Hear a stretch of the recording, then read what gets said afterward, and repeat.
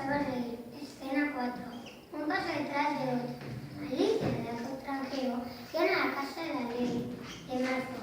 Leonor está preparada al pie delante de la casa. Y la liebre del sombrerero tomando un té. ¿Pero qué té? ¡Un verdadero té de locos! Buenos días o buenas tardes a todos. ¡Cuántos lindos dulces y qué buen aroma de té!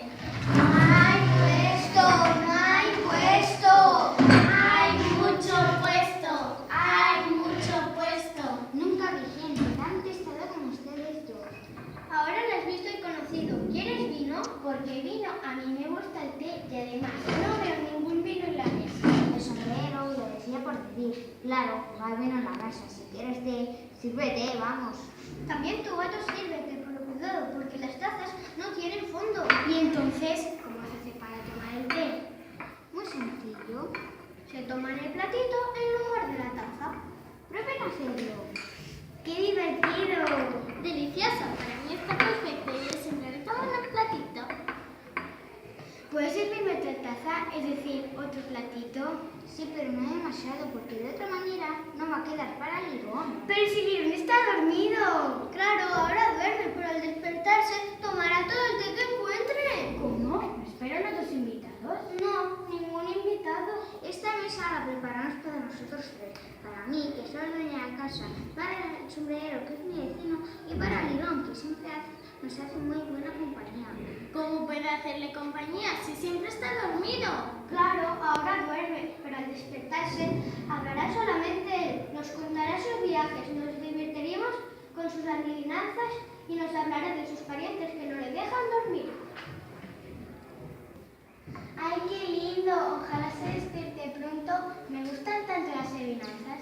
Mientras tanto, ¿puede degustar algún pastelito? ¿Qué entiendes por degustar? Es una manera gentil de decir, ¿puedo comer los dulces que están en la mesa? Claro que puede, pero cuidado, son dulces tan suaves, tan livianos, que apenas se tocan, vuelan. Solo quien es muy hábil logra ponérselos en la boca. ¡Fantástico, fantástico! ¡Fantástico, fantástico! Nunca me habían echado una broma tan tonta. Es muy divertido, pero uno queda con hambre Y con las ganas de comer estos dulces. Pero ¿cómo hacen ustedes para comer estos dulces tan buenos? Nosotros mismos a este cronograma y otras no. 1, 2, 3. ¡Ahí va! ¡Ahí va! Me comí un dulcito. ¡Qué bueno! Yo también me comí uno. Basta, no van a quedar para el Lirón. Pero si Lirón está dormido. Caramba, este reloj se me para siempre. Han pasado las 5 y todavía no han llegado las 6. Es la hora de que el Lirón se despierte y comience a decir las adivinanzas. ¿Qué diferencia hay entre un cuervo y un pupitre? ¡Qué bueno! Ahora nos vamos a divertir. Me gustan tanto las adivinanzas. ¿Cómo estamos hoy? A 4. Mi reloj marca 2 días de diferencia. Te lo había dicho, que la mantequilla no servía para componer el reloj. Pero una mantequilla muy buena. Se habrán metido algunas migajas. No tendrías que haberlo untado con el cuchillo del pan. Pero una mantequilla muy buena. ¡Qué reloj tan raro! Marca el día del mes y no marca la hora. ¿Acaso tu reloj marca el año?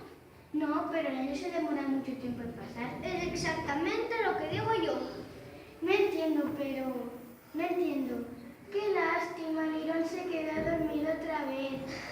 ¿Por qué? ¿Ya resolviste una adivinanza? Me rindo. ¿Cuál es la solución? No tengo ni la menor idea. Y yo menos. Me parece que ustedes dos podrían emplear mejor su tiempo en lugar de desperdiciarlo en adivinanzas sin respuesta, en tazas Y en cambio la respuesta